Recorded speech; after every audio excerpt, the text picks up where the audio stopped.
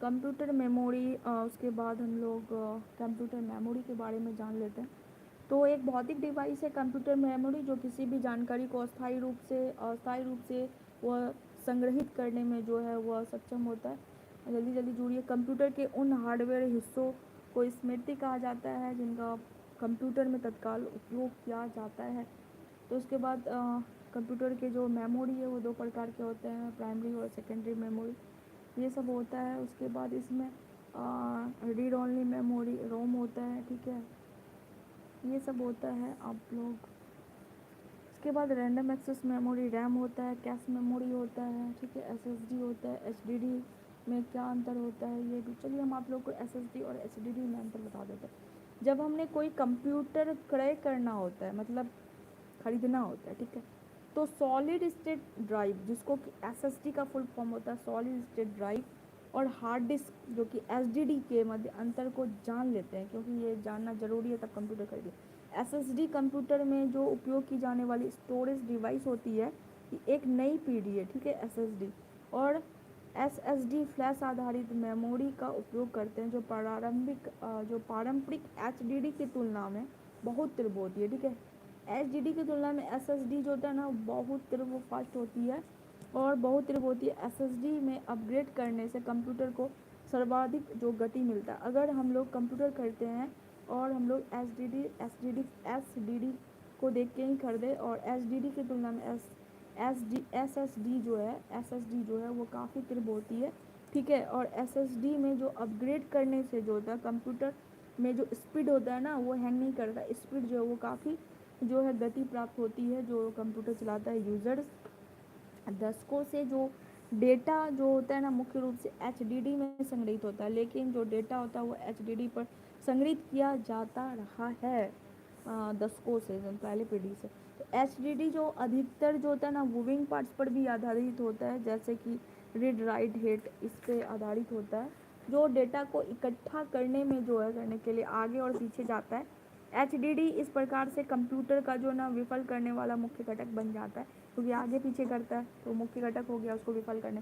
तो एचडीडी जो है ना वो पूरी तरह से भिन्न रूप से कार्य करती है, और इसमें NAND फ्लैश मेमोरी जो होता है का उपयोग होता है, जिसमें कोई हिलने डुलने वाला भाग ही नहीं होता है, निकट तत्काल एक्सेस करता है, एक्सेस समय नहीं होता है। और हालांकि एसएसडी तकनीक बेहद महंगी है, लेकिन इसका उपयोग 1950 से प्रारंभ हो गया था, और 1970 से 80 के दशक तक इनका उपयोग हाई एंड सुपर कंप्यूटर में, कभी कभी सैन्य और एयरस्पेस क्षेत्रों में किया जाता है था। लेकिन 1990 के दशक से हार्डवेयर में जो नवाचारों के कारण इसके मूल्य में काफ़ी गिरावट आई।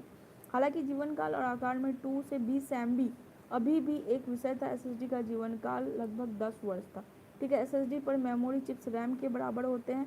इसमें एचडीडी जैसी चुंबकीय थाली नहीं होती है। यहाँ फाइलें नैंड फ्लैश कोशिकाओं की ग्रिड साइज से होती है सहेजी जाती है। एसएसडी के नियंत्रक के पास ब्लॉकों का जो सटीक पता लगता है, ताकि आपका सिस्टम किसी फाइल का अनुरोध करे तो लगभग तुरंत उपलब्ध हो जाए एसएसडी से, और इसके लिए आवश्यक जानकारी खोजने, पढ़ने, लिखने और प्रमुख जो प्रतीक्षा होती है। एसएसडी जो है वो एक्सेस समय जो है इस प्रकार नैनो सेकंड में जो है वो मापा जाता है एसएसडी से। एसएसडी वेबसाइट, गेमिंग, गतिशीलता, सर्वर में अत्यधिक उपयोगी है। और ध्यान दें कि पारंपरिक एचडीडी का जो युग है ना वो अभी समाप्त नहीं हुआ है, और इसका मूल्य कम है, और इस पर अधिक डेटा स्टोर किया जा सकता है एचडीडी पर भी।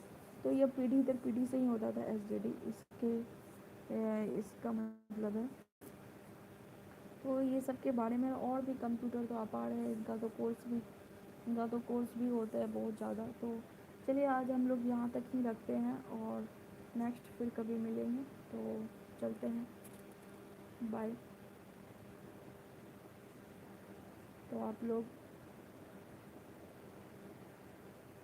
मैं पहली बार लाइव आई थी और ज़्यादा आदमी जुड़े भी नहीं हैं, पर कोई बात नहीं, धीरे धीरे जुड़ जाएंगे।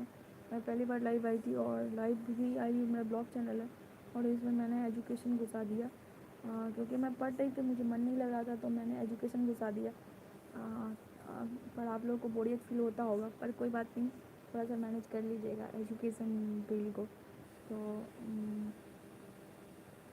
काफ़ी अच्छा